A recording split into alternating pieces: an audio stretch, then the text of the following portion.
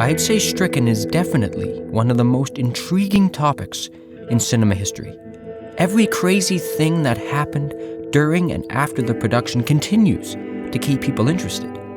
You can listen to every story or conjure as many theories as you'd like, but I assure you that every single one of them stems back to one man, the director, Kurtwood Burke.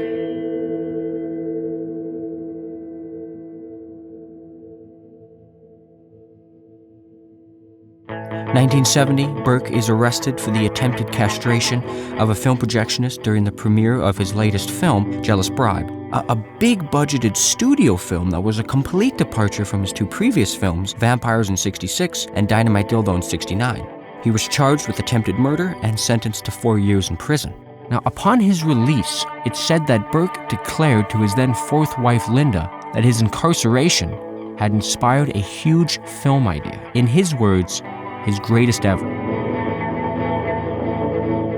Shopping his new film idea for funding proved quite difficult for Burke, owing mainly to his recent prison stint. He began investing huge amounts of his own money into accumulating a film crew. He started first with rehiring Dink Green as his personal assistant. Film producer Foster Jacobson joined the project, followed shortly thereafter by investors Iris Whiteletter, the CEO of Whiteletter Tobacco, Caps Revolver's chief chairman, Josephine Gipp, and Herman Hondo, the owner and founder of Hondo's Food Groups. The latter three being quite foreign to the motion picture business. Though for the majority of production, they were completely oblivious to Burke's true intentions. The main three investors actually started to promote the film in their company's products before they'd even shot a single frame of the movie. Burke attempted to add to his list of investors with Oakley Dokley's restaurant chairman Tarbell Oakley, but instead received the next best thing. He got Harvey. It's Three Valley Badge, starring Googly the Dog as trusted deputy hound Loopy, Harvey Oakley as Deputy Wilhelm Oakley III. Harvey Oakley was very popular in the 60s and early 70s, mainly due to his regular role on the long-running Western TV show Three Valley Badge, which is why Burke was quick to cast him. This is my first leading role, and I'm really, really excited about it, and I just can't wait to do it. It was the worst decision of my life. I was 15 maybe. My first impression of him wasn't really anything. We met several times, but he never said a single word to me. Burke continued his casting. He then casted soap opera actress Ashley Ashk, as well as beloved breakfast cereal mascot Griggles the Clown, though I think it took everyone by surprise, especially the investors, when he decided to cast the Zepp twins.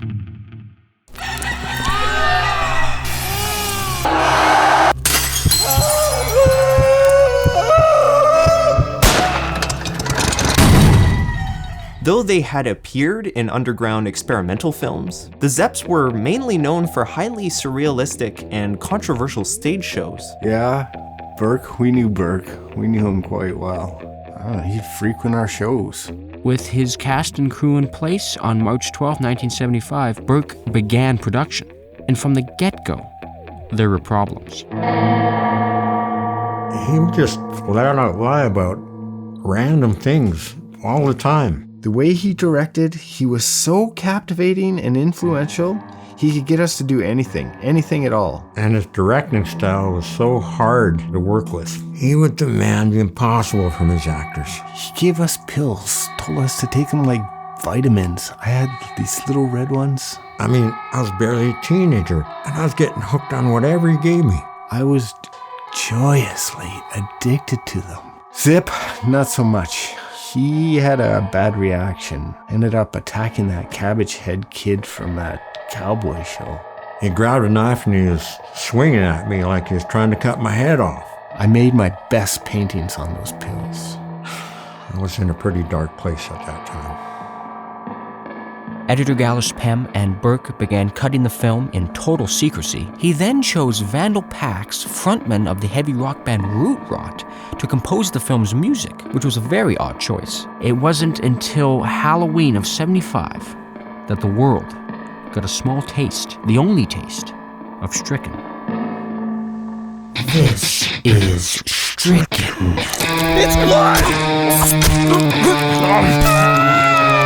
I'm infested! They are stricken. Let's get those tonsils out. You will be stricken. Why would he eat his own heart?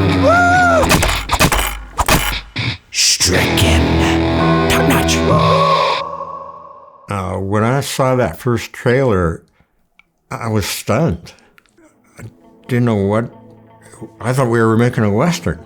The trailer polarized audiences absolutely, but it didn't really matter. I mean, regardless of how divisive it was, people were curious as to what it was all about. As the months progressed, the film was becoming huge, almost mythical. It really seemed like there was no stopping it. We are following a developing news story.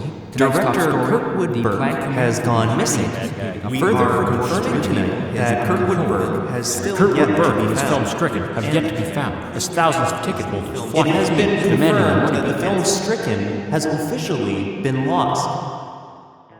And just like that, everything was gone. Hours before the premiere, there weren't no warning, no signs. It was all just gone.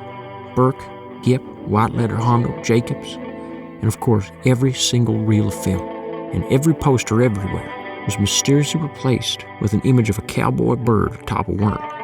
All that was left behind were pools of bloody teeth.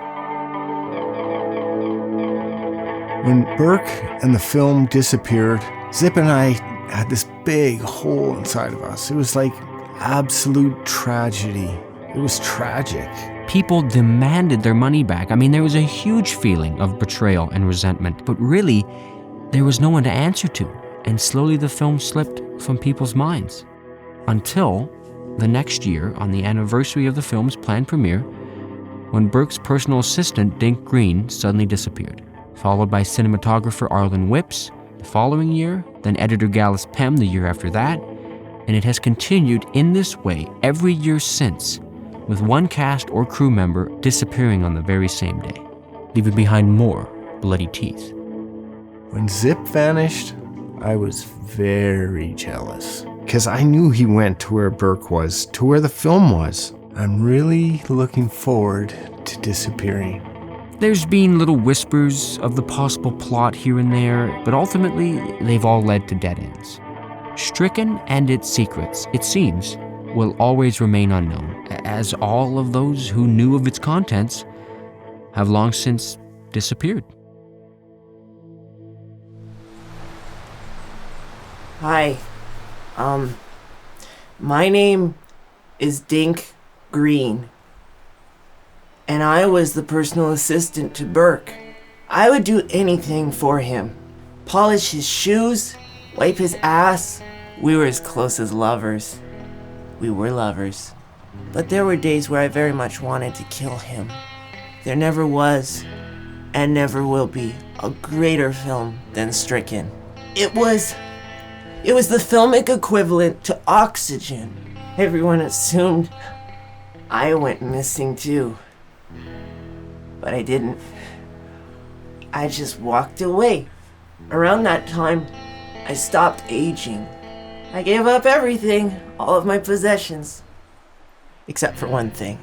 You see, Burke would be constantly rewriting the script, at least 4 passes a day. And he had me burn the old ones when he made a new one. I thought I had burned all of them, but one survived. I guarded that script with my life. But I have vowed to myself that I will keep it a secret, that I'll never tell anyone, that I will keep its secrets and its wisdom to myself, to my grave. So the movie begins with this long dolly shot.